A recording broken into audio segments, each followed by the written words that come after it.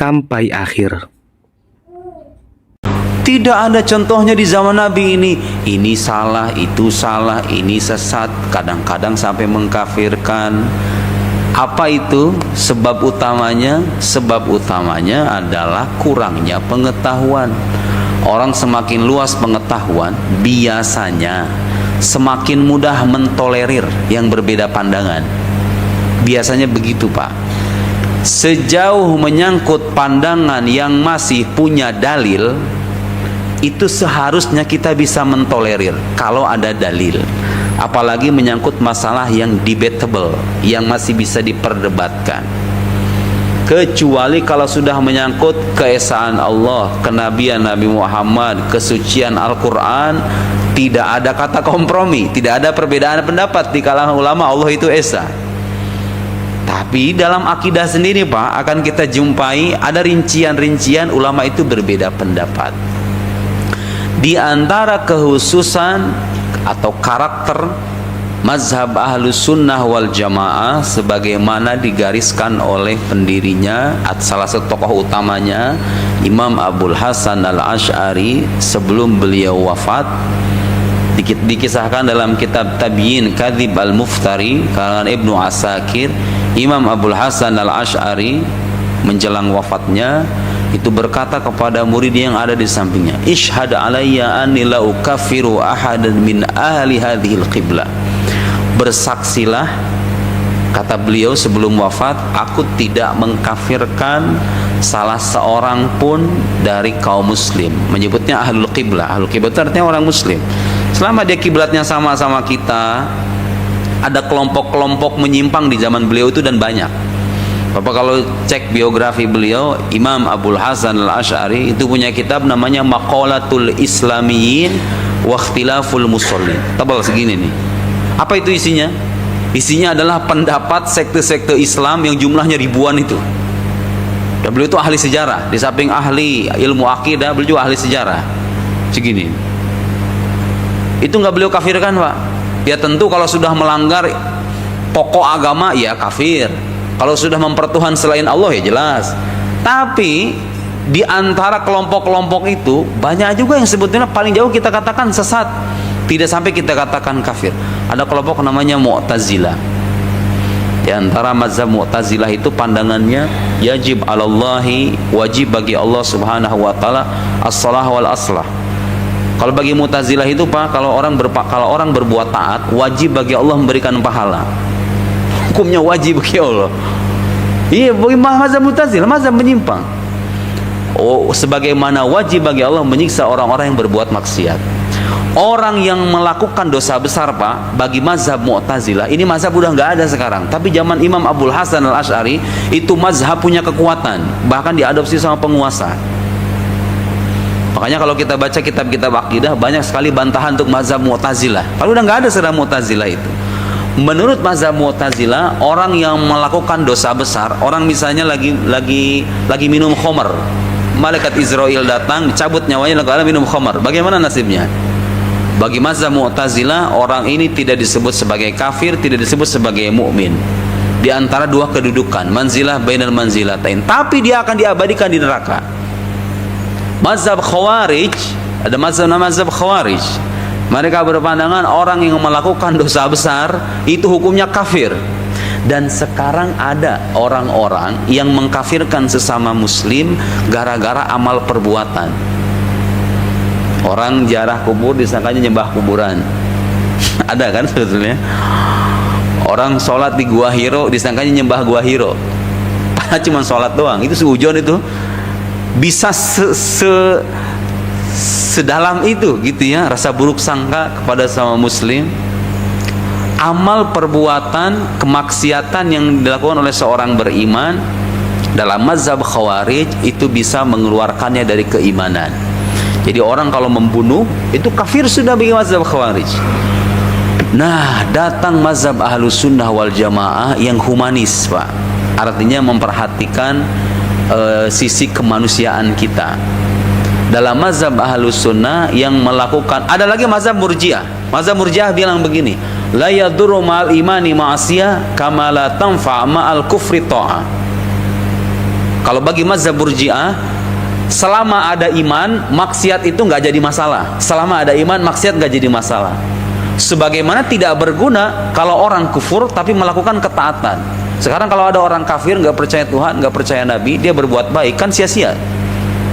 Nah, sebagaimana ketaatan itu sia-sia kalau ada kekufuran, maksiat juga nggak jadi masalah, nggak akan membahayakan gitu selama ada keimanan. Mazhab Murji'ah, mazhab sesat juga. Mazhab Ahlus Sunnah wal Jamaah itu sangat real. Itulah kenapa Pak mazhab ini bertahan sampai sekarang, karena betul-betul memperhatikan sisi kemanusiaan kita. Karena begini, pada akhirnya orang beragama ini nggak selamanya baik, nggak selamanya orang beragama itu taat dengan agamanya. Ada kalanya dia melenceng, ada kalanya dia perbudak oleh hawa nafsunya, ada kalanya tergelincir khilaf, begitu ya. Tidak semua orang yang berdosa itu dengan tujuan membangkang Tuhan. Tidak semua orang yang bermaksiat niatan utamanya itu adalah melanggar perintah ilahi. Ada kalanya orang maksiat karena kekhilafan diri, karena ketidakmampuannya dalam memerangi hawa nafsu. Mazhab Ahlus Sunnah mengatakan, wa may yamut wa lam yatub min dzambihi fa amruhu mufawwadun li rabbih. Masya Allah. Siapa yang mati dan belum bertobat dengan dosanya, belum bertobat dari dosanya, melakukan dosa besar tapi belum sampai bertobat, bagaimana itu hukumnya dalam mazhab Ahlus Sunnah? Tadi kita sudah dengar mazhab-mazhab yang menyimpang. Yang ini bilang kafir, yang ini bilang nggak mukmin, nggak kafir, yang ini bilang nggak apa-apa, nggak kemaksiatan itu nggak berbahaya dengan adanya keimanan. Ahlus Sunnah mengatakan, siapa yang mati dan belum bertobat dari dosanya, amruhu mufawwadun li rabbih, urusannya diserahkan kepada Tuhannya. Kalau dengar berita di kabar, berita di medsos, ada orang mati bunuh diri, tanya sama mazhab Khawarij, kafir. Tanya sama mazhab Mu'tazilah, tidak mukmin, tidak kafir. Mazhab Ahlus Sunnah adalah mazhab yang paling humanis. Dia mengatakan itu urusannya sama Tuhan nanti. Kalau dia beriman, urusannya diserahkan kepada Allah Subhanahu wa ta'ala. Tidak dipastikan akan dimaafkan, juga tidak dipastikan akan disiksa. Terserah Allah. Terserah selama ada keimanan. Tapi kemaksiatan itu berbahaya atau tidak? Bisa mencederai keimanan atau tidak? Ya iya dong. Artinya kejujuran iman kita bisa bertanya. Tapi dia nggak sampai kafir. Kemaksiatan itu bisa menodai, bisa menjadi noda bagi keimanan kita, tapi nggak mengeluarkan kita dari iman. Mazhab Ahlus Sunnah, nggak boleh orang dikafirkan karena perbuatan. Dulu zaman Bapak kalau masih ingat, zaman ISIS, zaman saya waktu mahasiswa di Mesir itu, zaman ISIS yang kelompok ekstrim itu, dulu ada permintaan tuh, dia kan membunuh manusia kadang-kadang dengan ya udah kayak membunuh binatang begitu, disembelih itu sampai dipamerkan itu cara dia menyembelih manusia itu. Dulu pihak Al-Azhar itu diminta untuk mengkafirkan Daesh, ISIS itu. Bahasa Arabnya Daesh. Bahasa Arabnya Daesh, ISIS. Diminta mengkafirkan Daesh. Bagaimana sikap Al-Azhar? Ya itu tadi, prinsip mazhab Ahlus Sunnah wal Jamaah. Seseorang tidak boleh dikafirkan karena amal perbuatannya, karena dosa yang dia lakukan. Tapi dosa itu kira-kira mendapatkan siksaan Tuhan atau tidak? Ya iya. Dosa itu mendapatkan ancaman, gak bisa dianggap enteng. Kalau mazhab Murji'ah tadi mengatakan apa? Gak masalah, yang penting ada iman, maksiat itu gak jadi masalah. Mazhab Murji'ah. Mazhab Ahlus Sunnah tidak mengentengkan dosa. Tidak mengentengkan dosa. Dosa harus dihindari, dosa besar adalah dosa besar, dia bisa menodai keimanan kita. Tapi kalau urusan akhirat nanti, biarlah Allah yang menentukan urusan setiap orang beriman. Lihat, dulu mazhab Mu'tazilah kenapa? Dua tanda petik, kenapa nggak laku? Karena nggak memperhatikan, kok bisa orang karena berdosa langsung keluar dari iman itu gimana itu? Bagaimana dengan orang-orang yang masih awam dalam beragama, tidak kuasa memerangi hawa nafsunya? Akan berapa banyak orang yang dikeluarkan dari agama gara-gara berbuat dosa begitu? Mazhab Ahlus Sunnah wal Jamaah tidak mengkafirkan, tidak mudah mengkafirkan. Itu diantara ajaran Pak yang kami terima dari guru kami di Al-Azhar. Kalau ada hal-hal yang sekiranya itu terasa janggal, terasa muskil, bahkan Syekh Muhammad Abduh, tentu beliau itu ada beberapa pendapatnya yang ditentang sama ulama Al-Azhar. Tapi ada ungkapan bagus ya, Bu. Kalau ada 99% terlahir dari diri seseorang itu yang menjurus pada kekufuran atau kesesatan, tapi ada 1% yang mengindikasikan dia masih beriman, maka dia tidak boleh dikafirkan. Subhanallah. Coba itu bisa menjadi payung bagi kelompok Islam yang berbeda-beda itu. Jadi kita ini sebagai orang Sunni, Ahlus Sunnah wal Jamaah, kalau betul kita konsisten dengan ajaran Ahlus Sunnah wal Jamaah, jangan mudah mengkafirkan sesama Muslim, karena perbedaan itu nggak bisa dihindari. Ada kelompok Mu'tazilah udah hilang sekarang. Ada yang sekarang bertahan tuh kelompok sesat yang di zaman Imam Abul Hasan Al-Asy'ari masih ada, sampai sekarang masih ada. Kelompok Syiah. Kelompok Syiah itu meyakini bahwa kepemimpinan yang hak setelah Rasulullah itu berlaku untuk Sayyidina Ali bin Abi Thalib. Karena itu orang-orang Syiah, Pak, sebagian orang-orang Syiah suka mengkritik sahabat Nabi kan, mengkritik Abu Bakar, mengkritik Umar, karena bagi mereka yang harusnya jadi pemimpin setelah Rasulullah itu Imam Ali, bukan Abu Bakar, bukan Umar. Para sahabat yang kemudian terlibat dalam peperangan Siffin seperti Muawiyah, di belakang Muawiyah ada Amr bin As, ada sahabat-sahabat Nabi yang lain, kadang-kadang dicaci maki oleh orang-orang Syiah. Mazhab Ahlus Sunnah wal Jamaah menyangkut sahabat, semua yang terjadi di zaman sahabat, fitnah itu, kekacauan-kekacauan di zaman sahabat, naskutu, kita diam. Karena mereka itu para sahabat di atas kita makomnya. Boleh jadi mereka itu bertikai, pertimbangannya bukan pertimbangan duniawi, tapi pertimbangan agama. Mereka berijtihad. Ijtihad mereka boleh jadi salah, boleh jadi benar, tapi sejauh menyangkut perbuatan sahabat, mazhab Ahlus Sunnah wal Jamaah tidak mengkritik, tidak mencela, diam. Lihat, di saat orang-orang Syiah kadang-kadang mencaci, mengumbar kata-kata yang kurang layak untuk sahabat Nabi. Dan saya sering dituduh Syiah, coba bayangin, Pak. Saya 9 tahun belajar di Al-Azhar itu saya nggak ngerti, kan suka ketawa aja. Kok bisa ada orang dulu saya Syiah itu, gimana ceritanya? Orang Syiah itu meyakini imamah atau kepemimpinan itu sebagai usuluddin, sebagai pokok agama, rukun iman. Jadi sebagai pokok agama, imamah itu bagi orang Syiah itu sebagai pokok agama. Bagi Ahlus Sunnah wal Jamaah enggak, itu bagian dari masalah furu, masalah cabang. Mazhab Ahlus Sunnah wal Jamaah. Orang tuh disebut Syiah kalau gitu, Pak. Orang tuh disebut Syiah kalau meyakini bahwa imam yang hak setelah Rasulullah itu adalah Imam Ali, dan Rasulullah itu menuliskan secara nas bahwa imam setelahku, itu keyakinan orang Syiah. Keyakinan orang Syiah, Rasulullah itu sudah mencatat, sudah menentukan imam setelahku adalah Ali bin Abi Thalib. Nah, orang meyakini itu baru jadi Syiah tuh. Kalau nggak meyakini, kalau cuma sebatas cinta Ahlul Bait, cinta Imam Ali, semua kita cinta Ahlul Bait. Siapa yang tidak mencintai Ahlul Bait? Kita cinta para habaib, kita cinta para keturunan Nabi sallallahu alaihi wasallam, cinta Imam Ali, Sayyidah Fatimah, Imam Hussein, Imam Hasan. Sebatas mencintai nggak menjadikan orang Syiah.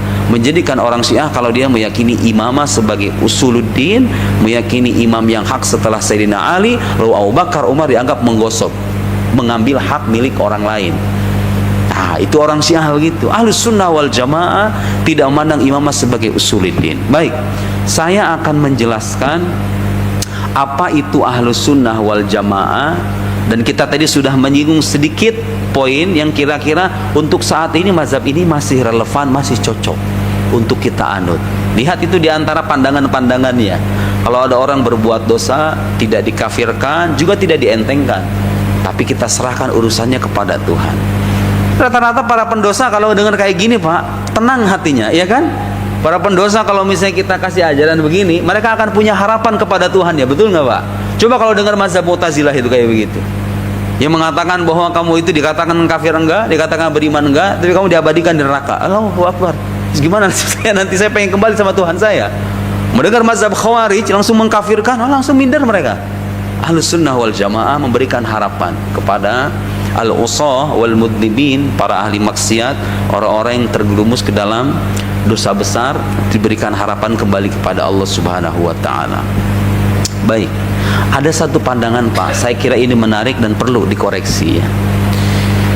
Ahlus sunnah wal jamaah itu maksudnya apa? Kenapa ada istilah ahlus sunnah wal jamaah? Apa itu sunnah? Apa itu jamaah? Apa itu ahl? Gampangnya begini, ahlus sunnah wal jamaah itu tentu nama ahlus sunnah wal jamaah nggak ada di zaman Nabi ya.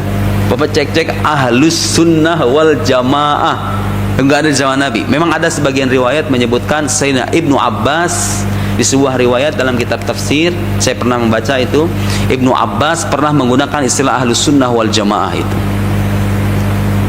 Kan ada di surat yauma tabyaddu wujuh wa taswaddu wujuh fa ammal ladzina swaddat wujuhum akafartum ba'da wa ammal ladzina byaddat wujuhum fa fi rahmatillah hum fiha khalidun. Orang-orang yang wajahnya berseri-seri, kata Ibnu Abbas disebutkan itu mereka adalah ahlus sunnah wal jamaah. Tapi itu riwayat diperselisihkan sama para ulama. Terlepas istilah ini ada atau enggak ada, tapi inti ajarannya yang kita lihat bukan namanya, inti ajarannya. Mazhab ahlus sunnah wal jamaah ini intinya ingin mengedepankan agama yang sesuai dengan tuntunan Nabi. Sunnah di sini maksudnya tuntunan, ajaran Nabi. Bukan sunnah dalam arti hadis doang ya, tapi tuntunan Nabi. Dalam akidah ini tuntunan Nabi sallallahu alaihi wasallam dan para sahabatnya. Jamaah di sini sebagian ulama menyebutkan maknanya adalah sahabat atau as-sawadul a'zam, mayoritas dari umat Nabi Muhammad. Jadi mazhab yang kita anut ini Bapak Ibu sekalian, ahlus sunnah wal jamaah artinya apa? Segolongan orang yang berpegang teguh pada tuntunan Nabi Muhammad sallallahu alaihi wasallam dan para sahabatnya, juga mayoritas dari ulama muslim yang menjadi pengikutnya. Dalam akidah, kalau disebut mazhab ahlus sunnah wal jamaah, berarti akidah yang dianut ini terbukti sesuai dengan akidahnya para sahabat, akidahnya Nabi sama. Kata siapa sah Ustaz? Ada bedanya? Ya, ada bedanya dalam rincian. Ada bedanya dalam rincian, tapi pokok-pokok akidahnya sama. Saya beri contoh Pak, untuk memperjelas ya. Karena suka ada orang bilang begini, akidah itu harus persis sama dengan Al-Quran, jangan ngarang-ngarang dari imam fulan, imam fulan. Baik, di zaman Nabi itu belum ada perdebatan Allah itu sebuah jisim atau bukan jisim, yaitu bertempat atau tidak bertempat. Hampir kita nggak menjumpai perdebatan kayak gitu di zaman sahabat. Terus kenapa kok ulama-ulama belakangan datang dengan akidah yang menyebutkan Allah tidak bertempat, Allah bukan jisim? Yang kita lihat bukan ungkapannya, yang kita lihat adalah intinya. Inti dari ungkapan yang mengatakan Allah bukan jisim itu Allah tidak tersusun. Kalau dicek di Al-Quran nggak ada itu. Allahu laisa bijismin itu nggak ada. Tapi ada ayat Al-Quran mengatakan qul huwallahu ahad. Katakanlah Allah itu esa. Dan di antara makna keesaan adalah ketidaktersusunan. Allah tidak tersusun. Esanya Allah itu tidak tersusun. Jadi gak ada perdebatan Allah laisa bijismin hal huwa jism am laisa bijismin. Tidak ada perdebatan begitu. Tapi inti pemikiran itu ada dalam Al-Quranul Karim, dan itu diyakini sama Nabi dan para sahabatnya otomatis. Allah tidak tersusun dari bagian-bagian. Suka ada kan orang-orang yang berpandangan enggak, kalau zaman ada sahabat salafus soleh itu enggak ada tuh keyakinan yang meyakini Allah tidak bertempat dan lain-lain. Nih saya bawa kitab nih, Pak nih. Nih, bawa kitab nih yang bilang bahwa di zaman salafus soleh nggak ada yang mengatakan Allah tidak bertempat begini. Kata siapa? Banyak di antara generasi salafus soleh yang meyakini Allah tidak bertempat, dan itu keyakinan ahlus sunnah wal jamaah, berbeda dengan keyakinan saudara-saudara kita di mazhab salafiyah wahabiyah. Nah, ma'ahtiramina lahum yani. Kata Imam Ali bin Abi Thalib. Siapa itu Imam Ali? Sahabat Nabi, menantu Nabi. Imam Ali bin Abi Thalib, kanallahu wala makan. Allah itu ada dan tidak ada tempat, tidak bertempat. Imam Ali. Saya mengutip kitab Al-Mutasyaddidun Manhajuhum wa Munaqashat Ahammi Qadayahum karangan Syekh Ali Jum'ah, mantan mufti Mesir. Bukan karangan saya, mantan mufti Mesir. Di Mesir itu namanya mufti. Ulama itu biasanya sampai level mufti. Tentu keahliannya dalam bidang ilmu-ilmu keagamaan gak usah diraguin lagi. Beda tuh Pak antara mufti dengan faqih. Kalau faqih itu artinya ahli fikih. Kalau mufti itu bukan cuma ahli fikih, tapi dia itu harus punya keahlian lain. Di antaranya memahami kondisi dan realitas masyarakat sekarang. Ibarat dokter, Pak. Kalau fakih itu ibarat katakan misalnya apoteker. Ini obat mencret, ini obat lambung, ini obat jantung, seret.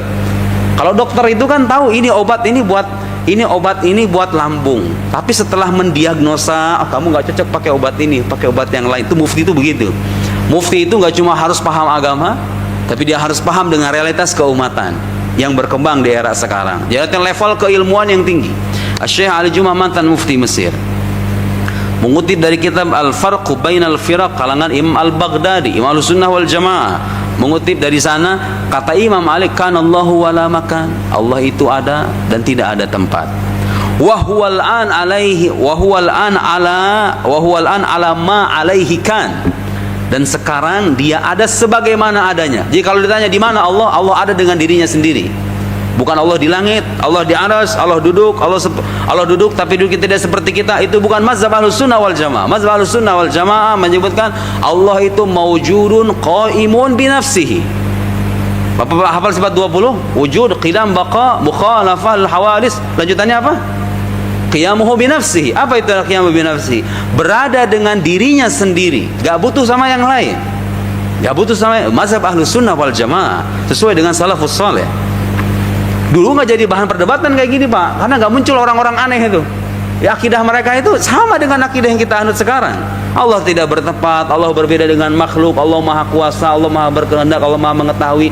Bedanya, Pak, bedanya di zaman Nabi rincian-rinciannya itu nggak sedetail sekarang. Kenapa? Karena sahabat itu waktu diajarin sama Nabi langsung nerima. Mereka itu paham bahasa Arab, nggak usah ngedalil banyak-banyak, langsung iya. Nah, makin kesini Islam berkembang, diterima sama orang-orang yang wawasan keagamaannya lemah, bahasa Arabnya rapuh gitu ya. Kadang-kadang dia masih membawa ajaran agama lamanya gitu kan. Muncullah syubhat-syubhat, muncul bantahan-bantahan, pemikiran-pemikiran menyimpang. Harus ada dong yang menjelaskan. Nabi itu keyakinan dulu kayak gimana, sahabat dulu keyakinannya kayak gimana. Muncullah kitab-kitab, Pak. Al-Mawaqif 8 jilid, Syarah Mawaqif, Syarah Maqasid 5 jilid, Afkarul Afkar 5 jilid, Umdatun Murid 4 jilid, Talkhisut Tajrid 2 jilid. Ini apa? Oh, siapa apalagi tuh? Imam Nihayatul Uqul 4 jilid. Kita abrak-abrak. Itu rincian-rincian yang sebetulnya tidak bikin agama baru, tapi memperjelas apa yang dulu diyakini oleh Nabi dan para sahabat. Jangan sekali-kali punya anggapan begini, apa yang tidak dilakukan oleh Nabi itu adalah haram. Ada kan, Pak, orang-orang kayak gitu tuh? Orang-orang punya pandangan kalau Nabi nggak melakukan, ini pasti haram, ini pasti bid'ah, ini tersesat. Salah. Nanti kita akan bahas sampai tuntas, Pak. Jadi mazhab Ahlussunnah wal Jamaah tidak membuat ajaran baru, tidak membuat bid'ah. Istilah sunnah itu lawannya adalah bid'ah, Pak. Bid'ah itu artinya apa? Sesuatu yang baru yang tidak ada dasarnya dalam agama tuh namanya bid'ah. Kayak film yang lagi rame itu tuh, film bid'ah itu. Suka sama perempuan, sama santri, begitu kira-kira kan. Kemudian mengatasnamakan Rasulullah, mengatasnamakan agama Islam. Aku mendapatkan perintah dari Allah, ini adalah bagian dari nikah batin. Ya kan begitu kan, Bu? Ada sekarang di Indonesia juga kan, kadang-kadang bagian dari nikah batin mengatasnamakan agama. Nikah batin ada di zaman Nabi itu kayak begitu. Ada dasarnya itu nikah kayak gitu. Menghalalkan yang haram, dosa besar itu. Zina itu haram. Kalau dihalalkan, Bu, dengan atas nama agama lagi, dosanya berlipat-lipat itu. Zinahnya aja udah haram. Lalu sekarang dia nambah keharaman dengan apa? Menghalalkan yang haram. Nauzubillah summa nauzubillah. Itu namanya bid'ah, Pak. Bid'ah yang beneran bid'ah tuh kayak gitu tuh. Bikin hal baru dalam agama, gak ada landasannya, Pak. Itu namanya bid'ah yang terlarang kayak begitu. Oke, Bapak di sini di masjid mungkin mengadakan event-event kayak begini. Di zaman Nabi mungkin nggak ada ya. Event-event kayak Isra Mi'raj, Maulid Nabi, kumpulan orang Indonesia mengenal tahlilan, itu nggak ada. Makanya kalau ada pertanyaan, zaman Nabi nggak pernah ada maulid-maulid tuh. Kalau emang itu sunnah, kenapa nggak Nabi aja nggak melakukan sama sahabatnya? Suka ada pertanyaan kayak gitu tuh. Tidak, Nabi tidak melakukan itu bukan berarti Nabi melarang. Para ulama itu menetapkan kesimpulan sesuatu yang ditinggalkan oleh Nabi itu tidak bisa menjadi alasan hukum untuk melarang. Karena sesuatu yang ditinggalkan, Nabi itu pernah bersabda begini, ma amartukum bihi fa'tu minhu ma nahaitukum anhu fajtanibu. Ma nahaitukum anhu fajtanibu. Apa yang aku larang, tinggalkan, hindari. Beliau nggak menyebut apa yang aku tinggalkan, apa yang aku larang, tinggalkan. Wa ma amartukum bihi fa'tu minhu mastata'tum. Tapi apa yang aku perintahkan, lakukan sesuai dengan kemampuan kalian. Jadi prinsipnya begitu. Kalau Nabi melarang, maka tinggalkan. Kalau Nabi memerintahkan, lakukan semampu kita. Sholat itu harusnya berdiri, tapi saya udah mulai agak struk-struk, nggak bisa Ustaz kalau berdiri. Duduk sebisanya. Yang penting jangan nggak sholat, gitu ya. Tapi kalau menyangkut larangan, Nabi bilang tinggalkan. Coba, itu di hadis bilang, apa yang aku tinggalkan, apa yang aku larang. Apa yang aku larang kan? Berarti beliau tidak menyebut apa yang aku tinggalkan. Seandainya beliau menyebutkan segala sesuatu yang aku tinggalkan, jangan lakukan. Seandainya ada hadis begitu, maka semua yang tidak dilakukan oleh Nabi, terus kita melakukan, itu jadi keharaman, Pak. Tapi alhamdulillahnya Nabi tahu, Pak, agama ini akan berkembang, akan ketemu dengan budaya yang beraneka ragam, masyarakat yang kecenderungannya beda-beda. Nabi nggak bilang apa yang aku tinggalkan jangan lakukan. Yang beliau bilang apa yang aku larang. Berarti Pak, kalau pengen mengharamkan sesuatu itu harus ada dalilnya juga. Nggak bisa dengan alasan Nabi nggak melakukan, ya. Nabi nggak berzikir dengan tasbih. Seperti hal yang dikenal sama kita nih ya, jumlah 100, jumlah 33, betul nggak? Zaman Nabi nggak ada. Terus kalau Nabi nggak melakukan, apa artinya haram? Enggak. Kenapa? Karena menggunakan tasbih itu adalah wasilah saja untuk menentukan jumlah. Ya, sesuatu yang baru yang ada landasannya tidak bisa menjadi keharaman. Kalau ada landasannya, Bapak kumpul maulid, tujuannya apa? Bikin agama baru? Bukan. Tujuannya mengajak orang, ayo mengenal Nabi kita ini. Di saat orang zaman sekarang boro-boro kenal Nabinya, lahirnya kapan, wafatnya nggak tahu, Pak. Diadakanlah maulid, diadakanlah pujian-pujian kepada Nabi supaya orang tuh semakin cinta kepada Nabi. Ada landasannya nggak? Nyuruh orang cinta sama Nabi? Banyak. Tuh lihat tuh. Ada hal baru, ada landasannya, itu nggak bisa disebut sebagai bid'ah yang tersesat, yang sesat. Yang sesat adalah kalau ada hal baru dibuat-buat dalam agama, nggak ada landasannya dalam agama, itu baru namanya bid'ah.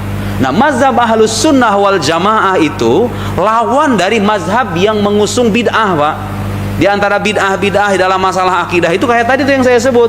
Mazhab Mu'tazilah bilang wajib bagi Allah memberikan pahala bagi orang taat, wajib memberikan siksaan kepada pelaku maksiat.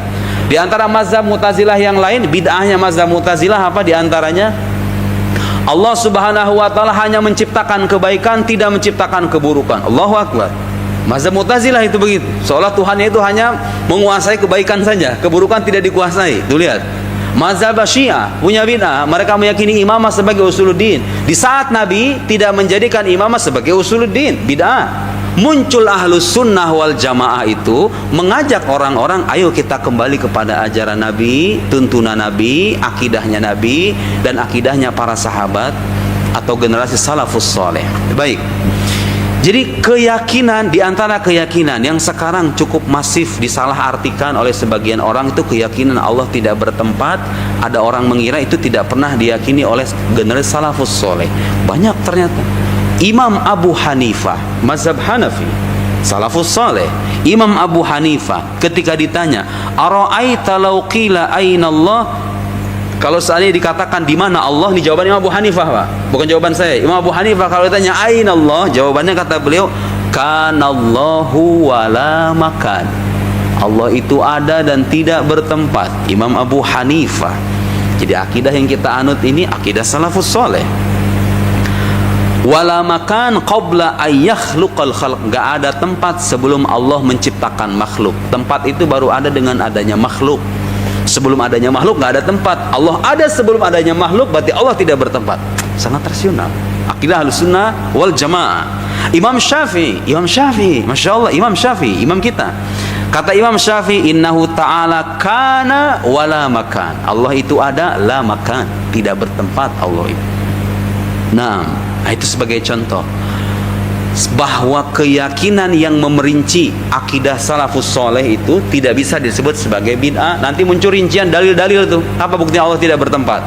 Imam Razi itu ngarang satu kitab khusus, judulnya itu Asasut Taqdis. Isinya itu adalah bantahan dan argumen sekitar ada 13 alasan rasional Pak Allah itu tidak bertempat. Di zaman Nabi gak perlu ada begituan tuh, dalil-dalil perincian kayak begitu. Sahabat tuh gak perlu dengan dalil-dalil kayak gitu. Kalau gitu bid'ah itu namanya. Itu bukan bid'ah yang tercela. Imam Ar-Razi, Imam Baqillani, Imam Ghazali memerinci akidah-akidah yang sekarang kita pelajari itu hanya memperjelas, mempertegas apa yang dulu disampaikan oleh Nabi dan para sahabatnya. Ada istilah-istilah baru, ada hal-hal baru. Ilmu nahwu, Pak. Ilmu nahwu di zaman Nabi nggak ada ilmu nahwu. Sebagai sebuah ilmu ada namanya mubtada, khobar, fa'il, marfu, naibul fa'il. Ini namanya i'rab, rafa, nasab, khafad, jazm. Enggak ada pembahasan ilmu nahwu di zaman Nabi.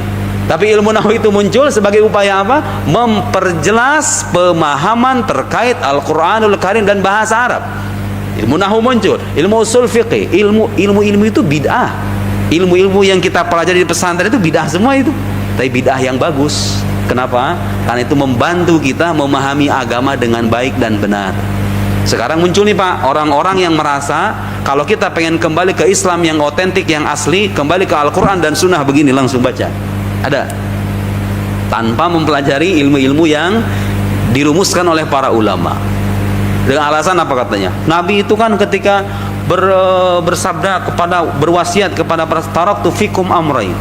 Aku tinggalkan bagi kalian dua hal. Ma in tamassaktum bihima lan tadillu ba'di abada. Kalau kalian berpegang teguh kepada keduanya, kalian gak akan tersesat. Kitab Allah wa sunnat Rasul. Kata Nabi menyebutkan dua hal yang kalian kalau berpegang teguh kepadanya tidak akan tersesat, yaitu kitab Allah dan sunnah nabinya.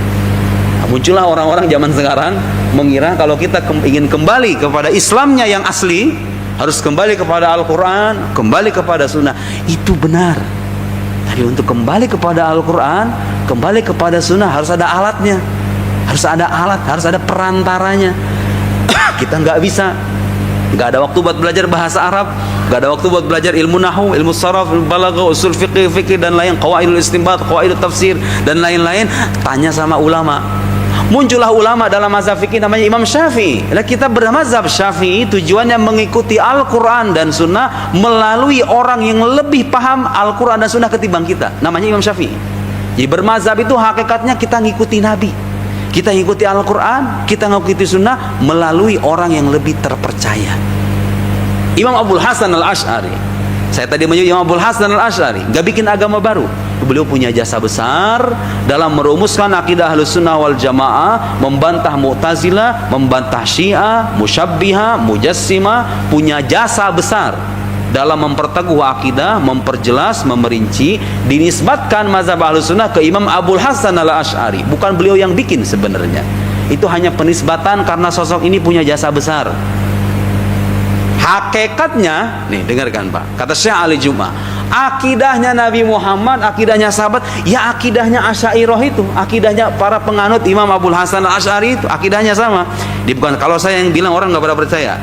Syekh Ali Jum'ah, dengarkan ini Pak, Syekh Ali Jum'ah beliau bilang, wa alaihi fayasihhu an taqul. Setelah beliau menjelaskan bahwa akidah Imam Abul Hasan Al-Asy'ari itu tidak berisikan bid'ah, justru berpegang teguh kepada Ahlus Sunnah wal Jamaah. Setelah dijelaskan bukti-buktinya, kesimpulannya apa? Inna aqidatan Nabi sallallahu alaihi, sesungguhnya akidah Nabi sallallahu alaihi wasallam wa ashabihi hiya aqidatul Asy'ariyah. Akidahnya sama dengan akidah yang kita anut sebagai pengikut Imam Abul Hasan Al-Asy'ari ini. Sama. Allah beda dengan makhluk, Allah maha kuasa, Allah maha berkehendak. Cuma zaman sahabat mungkin belum ada pembahasan sifat 20 atau rincian-rincian dalil dari sifat 20. Kenapa? Karena sahabat itu mereka punya kelebihan dalam memahami agama. Dikasih penjelasan langsung terima. Orang zaman sekarang nggak begitu, nanya dalilnya. Apa buktinya Ustadz? Kalau itu maha kuasa, saya pengen tahu. Apa buktinya kalau itu maha mengetahui? Saya pengen tahu. Nah, dikasihlah penjelasan tuh detail. Nah, muncullah rumusan akidah versi Asy'ariyah. Sama atau beda dengan akidah Nabi? Intinya mah sama. Yang beda apanya? Rinciannya doang. Rincian dalilnya doang yang beda. Zaman Nabi nggak ada kitab-kitab yang tebal kayak begini, kan belum ada tuntutan. Makin kesini makin banyak orang yang membantah dan menyimpang. Akhirnya apa? Ulama punya tuntutan untuk memperjelas, membantah dan seterusnya. Lahir kitab-kitab itu sama akidahnya. Bahkan ada fatwa, Pak. Ibnu Rushd itu seorang ulama besar dalam mazhab Maliki. Ibnu Rushd, kakeknya Ibnu Rushd yang ini, Ibnu Rushd, ada Ibnu Rushd Al-Hafid, ada Ibnu Rushd Al-Jad. Ibnu Rushd itu yang terkenal, yang punya kitab Bidayatul Mujtahid, punya Faslul Maqal, itu Ibnu Rushd yang cucunya. Ini kakeknya ada lagi namanya Ibnu Rushd. Pernah ditanya Ibnu Rushd itu terkait orang-orang yang merendahkan golongan Asy'ariyah, golongan Ahlus Sunnah wal Jamaah, pengingat Imam Hasan Al-Asy'ari. Kata beliau, "Fala yu'taqad annahum ala dhalalah wa jahalah illa ghabi jahil." Tidaklah orang meyakini, jadi kalau ada orang menyesatkan kelompok Asy'ariyah, pengikut Imam Abul Hasan Al-Asy'ari, ini akidahnya saya, akidahnya orang-orang Al-Azhar, akidahnya Bapak. Karena Bapak belajar kan sifat 20 sebetulnya. Kalau ada orang menyesatkan nih akidah kayak begini, kata Ibnu Rushd, bukan kata saya, tidak meyakini kesesatan mereka kecuali gobi jahil. Gobi itu artinya, mohon maaf ya Pak, agak sedikit kasar, bego. Di atas bodoh itu. Apa sih? Kecuali orang bego dan bodoh. Kalau ada orang menyesatkan kelompok Asy'ariyah, menyesatkan ini, menyimpang dari sunnah Nabi, ini kelompok yang sesat, kata Ibnu Rushd, itu hanya orang-orang bodoh, hanya orang-orang bodoh yang mubtadi' zaik, atau dia itu pelaku bid'ah. Nah ini muncul orang-orang yang suka menuduh orang lain bid'ah, hakikatnya dia yang bawa bid'ah sebenarnya, ya kan? Ada orang-orang sekarang tuh Pak, subhanallah, subhanallah, ada orang-orang sekarang muncul suka menuduh orang lain bid'ah, padahal dia pelaku bid'ah yang sesungguhnya.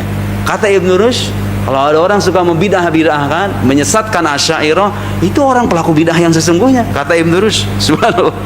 Wala yasubbuhum wa yansibu ilaihim khilaf ma hum illa fasiq, atau orang fasik. Di golongan-golongan yang suka menyesatkan mazhab Asy'ari, mazhab Asy'ariyah itu orang fasik, orang bodoh, orang yang tidak berilmu. Dan itu fakta kadang-kadang. Nah, tadi saya menyebutkan Pak, karena ini penting. Ini kaidah keilmuan. Bapak nanti akan menjumpai kasus demi kasus yang baru dalam agama. Dan kita nggak tahu ini kira-kira bid'ah tercela atau tidak tercela. Bagaimana menentukan ini bid'ah tercela atau tidak tercela? Sesuai dengan sunnah atau tidak sesuai dengan sunnah? Caranya begini. Kalau ada hal baru dalam agama, dilihat. Yang dilihat bukan prakteknya. Dilihat adalah intinya. Jangan bilang ini prakteknya nggak ada nih di zaman Nabi. Ya bukan berarti haram dong. Praktek mah bisa beda-beda. Tapi intinya apa? Saya beri contoh ya Pak ya. Orang Indonesia itu mengadakan tahlilan itu biasa, ada yang 7 hari, kemudian biasanya ada 40, betul nggak Pak? Ada kadang 100, ada namanya haul, di zaman Nabi nggak ada. Ya, prakteknya nggak ada. Tapi inti dari tahlilan itu apa sebetulnya? Mendoakan orang meninggal kan? Iya nggak? Mendoakan orang meninggal. Sekarang kita tanya, ada nggak anjuran Nabi untuk mendoakan orang meninggal kepada kita itu? Ada nggak? Ya ada. Iqra'u Yasin ala mautakum. Bacakan surat Yasin bagi orang yang meninggal di antara kalian. Tuh lihat. Di prakteknya orang ngelingkar, kemudian kumpul, bagi-bagi Indomie. Kadang-kadang kalau di kampung saya tuh masih ada tuh gelas-gelas rokok gitu ya, biasanya begitu kan. Hakikatnya bukan bagi-bagi rokok tahlilan itu. Hakikatnya kita mendoakan orang meninggal. Ada landasannya nggak dalam agama? Ada landas, berarti nggak bid'ah itu. Maulid Nabi seperti saya bilang. Hakikatnya apa? Kita ngapain maulid? Kecuali kalau maulidnya itu, yaitu Pak, ada kan praktek-praktek sebagian ya maulid yang tidak mengatur laki dengan perempuan, campur, kemudian joget-joget, ya itu baru bermasalah. Tapi kan nggak semua maulid kayak gitu. Orang datang ke masjid, bacakan biografi Nabi, berzanji, puji-pujian, supaya apa? Supaya orang cinta kepada nabinya. Muji Nabi Muhammad, itu ada landasannya nggak dalam Al-Quran? Wah, ada banyak. Allah yang memuji Nabi Muhammad, coba bayangkan. Yang pertama kali ngajari kita memuji Nabi itu Allah Subhanahu wa Ta'ala. Bagaimana ada menyebut itu sebagai bid'ah? Enggak, itu bukan bid'ah. Itu sesuatu yang baru, ada landasannya dalam Al-Quran dan Sunnah. Yang bid'ah beneran itu kalau ada hal baru bertentangan. Kayak tadi itu, zina itu haram, dihalalkan atas nama agama dengan nama nikah batin. dengan alasan aku adalah pewaris Rasulullah sallallahu alaihi wasallam, itu namanya bid'ah beneran. Menghalalkan yang haram dengan bungkusan-bungkusan agama, itu baru bid'ah beneran. Salat 4 rakaat zuhur diubah menjadi 2 rakaat tanpa ada alasan uzur safar misalnya, bid'ah itu. Karena Nabi nggak pernah ngajarin, nggak ada landasannya juga. Haji di bulan haji dibikin, enggak, sekarang kalau haji di bulan gitu doang kayaknya kita susah haji itu, udah kita lebarin aja bulannya, itu namanya bid'ah. Bikin agama baru yang tidak ada landasannya, itu namanya bid'ah. Begitu Pak, setiap menjumpai hal baru dilihat substansinya, ada landasannya atau tidak. Sekarang saya akan bacakan karena ini penting. Ahlus sunnah wal jamaah, seperti yang saya bilang, itu mazhab yang senantiasa konsisten mengikuti ajaran Nabi Muhammad sallallahu alaihi wasallam. Lawannya adalah ahlul bidah. Ahlul bidah itu artinya kelompok yang bikin hal-hal baru dalam agama, ternyata setelah diteliti terbukti tidak ada landasannya. Itu ahlul bidah namanya. Nah, sekarang ahlul bidah zaman sekarang suka nuduh orang bidah itu biasanya. Cuma sekarang tuh ahlul bidah, antara ahlul bidahnya suka nuduh orang lain bidah. Gampang nuduh orang lain bidah. Imam Abu Hamid Al-Ghazali, Imam Al-Ghazali Hujjatul Islam, mengarang kitab Ihya Ulumuddin, Al-Iqtisad fil I'tiqad, Hafidhul Falasifah, dan kitab-kitab yang lain. Kata Imam Abu Hamid Al-Ghazali, dengar ini Pak, laisa kullu ma ubdi' manhiyan anhu. Tidak semua hal baru, ma ubdi' artinya sesuatu yang dibuat baru, tidak semua hal yang dibuat baru itu terlarang. Tidak semua hal yang tidak dilakukan oleh Nabi otomatis jadi haram. Jadi kalau nemu orang Nabi tidak pernah Pak melakukan ini, ya udah emang kenapa? So what gitu loh. Kalau Nabi nggak melakukan, kenapa? Apa artinya Nabi melarang? Kan nggak juga. Kalau Nabi tidak melakukan bukan berarti itu haram. Itu kaidah ya. Laisa kecuali kalau itu bertentangan dengan syariat. Ya. Kalau Nabi tidak melakukan, terbukti bertentangan dengan syariat, ya itu jadi keharaman. Jadi kalau ada orang ngotot, enggak ini haram. Haram itu harus ada dalilnya Pak. Sesuatu itu dikatakan haram harus ada dalilnya. Tidak hanya cukup beralasan Nabi enggak melakukan.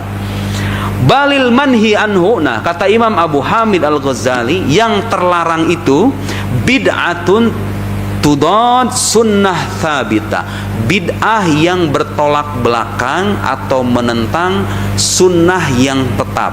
Artinya menyalahi sunnah Nabi, menyalahi tuntunan Nabi. Ada hal baru dibuat-buat menyalahi tuntunan Nabi, itu namanya bid'ah. Bid'ah yang sesatu ya kayak begitu. Baik, Imam Syafi'i, Bapak mazhab Syafi'i, saya mazhab Syafi'i, itu imam kita. Imam Syafi'i diriwayatkan oleh Imam Baihaqi. Imam Baihaqi imam min a'immatil asy'ariyah, imam dalam mazhab Asy'ari juga, imam Ahlus Sunnah wal Jamaah. Imam Baihaqi meriwayatkan pendapat Imam Syafi'i, bunyinya begini. Al muhdatsat, kan ada hadis bunyinya begini Pak. Kullu muhdatsatin bid'ah wa kullu bid'atin dhalalah, ya kan? Segala sesuatu yang baru itu bid'ah, setiap bid'ah itu adalah sesat. Kata Imam Syafi'i sebagaimana diriwayatkan oleh Imam Baihaqi, al muhdatsat minal umur dorban. Sesuatu yang baru itu ada 2 macam dalam agama nih. Kita nggak bicara hal baru dalam kendaraan Pak. Dalam misalnya sekarang sudah ada orang beralasan itu zaman Nabi juga nggak ada mobil kok, zaman Nabi nggak ada rumah sakit, zaman Nabi ya, kita nggak bicara masalah itu. Kita nggak bicara masalah itu. Yang kita bicara adalah hal baru dalam masalah agama. Hal baru dalam agama itu ada 2 macam. Satu, ma uhdisa mimma yukhalifu kitaban au sunnatan au atharan. Sesuatu yang baru yang menyalahi, itu garis bawahi. Sesuatu yang baru yang menyalahi Al-Quran, menyalahi sunnah, menyalahi ajaran para sahabat Nabi dari salafus salih, au ijma'an, atau menyalahi ijma'. Seperti apa Pak contohnya di Indonesia? Mohon maaf ya saya sebutkan. Pernikahan laki-laki non muslim dengan perempuan muslimah. Bagaimana hukumnya? Pendapat ulama muslim sepanjang sejarah. Haram syar'an, haram. Pernikahan, saya ulangi, pernikahan laki-laki, dan saya bikin buku khusus tentang itu. Bapak cari di internet, nikah beda agama. Udah pendapat ulama tuh. Kalau pengen tahu pendapat ulama, seabrek-abrek tuh saya jelasin. Mazhab fuqaha, mazhab ulama sepanjang zaman dari dulu sampai sekarang, kesimpulannya pernikahan perempuan muslimah dengan laki-laki non muslim itu hukumnya haram bil ijma. Kalau ada orang tiba-tiba datang menghalalkan, itu namanya bid'ah. Karena menyalahi Al-Quran, menyalahi ijma ulama, itu namanya bid'ah kayak begitu. Yang haram dijadikan halal itu namanya bid'ah. Beda kalau dibalik, Pak. Kalau laki-lakinya muslim, perempuannya kitabiyah. Kitabiyah itu Yahudi Nasrani. Sebagian ulama, saya nggak mengatakan, sebagian kecil ulama itu membolehkan, dan saya juga menyertakan tuh dalil-dalilnya tuh, ulama-ulama yang membolehkan. Itu pun dengan catatan tidak dianjurkan. Jadi sebatas ada yang membolehkan bukan berarti anjuran. Karena begini, pada akhirnya ada kasus di mana orang ketika nikah beda agama, anaknya kemudian mengikuti agama ibunya. Karena anak kan diurus sama sang ibu. Kalau sang ibunya Nasrani, ayahnya seorang muslim, apalagi ayahnya sibuk bekerja, dikhawatirkan anaknya terjerumus ke dalam kekufuran. Kira-kira makanya ulama saddan lidzari'ah, jadi saddud dzari'ah, jadi tindakan preventif supaya tidak terjatuh ke dalam kekufuran, maka diharamkan. Syekh Abdul Siddiq Al-Ghumari, ulama besar asal Maroko, kata beliau dua-duanya haram. Mau laki-laki muslim dengan perempuan non muslim atau dibalik, semuanya haram dan semuanya zina. Pendapat beliau Abdul Siddiq Al-Ghumari, 19 jilid karangannya, ditotalkan 19 jilid, Mausu'ah, jadi ensiklopedia ya, Mausu'ah Abdul Siddiq Al-Ghumari. Gurunya orang-orang Al-Azhar, gurunya Syekh Ali Jum'ah juga, Syekh Abdullah Siddiq Al-Ghumari, orang Maroko. Itu contoh bid'ah, Pak. Sesuatu yang diharamkan. Katakanlah kalau nikah laki-laki muslim dengan perempuan kitabiyah ada yang membolehkan, oke. Tapi kalau dibalik terus Anda halalkan, itu namanya bid'ah. Karena menyalahi ijma ulama, menyalahi Al-Quran, menyalahi sunnah. Itu bid'ah yang pertama. Fahadihi bid'atud dhalalah. Inilah contoh bid'ah yang sesat. Kalau disebut kullu bid'atin dhalalah, bid'ah dalam arti ini, Pak. Bid'ah dalam arti sesuatu yang menyalahi Al-Quran, sunnah atau ijma ulama. Itu namanya bid'ah sesat. Yang kedua, wathani ma uhdisa minal khair. Sesuatu yang dibuat baru dari hal positif, la khilafa fihi liwahidin min hadha, yang tidak bertentangan dengan Al-Quran, tidak bertentangan dengan sunnah, tidak bertentangan dengan ajaran sahabat, fahadhihi muhdasah ghairu madhmumah. Itu hal baru yang tidak tercela dan tidak sesat. Jadi sesuatu yang baru yang dikatakan sesat dalam mazhab Ahlus Sunnah wal Jamaah, itu sesuatu yang baru yang terbukti bertentangan dengan Al-Quran, sunnah Nabi, atau ajaran para salafus soleh. Walhasil, Bapak Ibu sekalian, mazhab Ahlus Sunnah wal Jamaah adalah mazhab yang akidahnya mengikuti tuntunan Nabi Sallallahu Alaihi Wasallam. Generasi salafus soleh diwariskan kepada tabi'in, tabi'ut tabi'in, ulama-ulama besar kemudian memerinci, memperjelas, memperdetail dalil-dalilnya sampai ke kita sekarang. Ya, kita ini berkeyakinan sama keyakinan dengan keyakinan Nabi Muhammad Sallallahu Alaihi Wasallam. Ajaran ini berbeda dengan kelompok-kelompok di luar kita, mazhab Syiah, mazhab Khawarij, Murji'ah, Jabbariyah, Qadariyah, dan lain-lain. Itu beda. Mereka disebut sebagai ahlul bidah karena membawa hal-hal baru yang terbukti menyesatkan. Tidak ada landasannya dalam Al-Quran dan Sunnah. Di antara imam yang punya jasa menyebarkan Ahlus Sunnah wal Jamaah pada abad ketiga dan abad keempat Hijriah itu adalah Imam Abul Hasan al-Ash'ari. Yang kedua Imam Abu Mansur al-Maturidi. Di Mesir sezaman nih, tiga orang ini. Abu Ja'far at-Tahawi. Sekarang ada namanya Aqidah Tahawiyah. Namanya Aqidah Tahawiyah. Imam Abu Hasan al-Ash'ari, Aqidah Maturidiyah, Imam Abu Mansur al-Maturidi, Abu Ja'far at-Tahawi. Tiga pentolan orang yang punya jasa besar mempertahankan akidah Ahlussunnah wal Jamaah di tengah kelompok-kelompok menyimpang.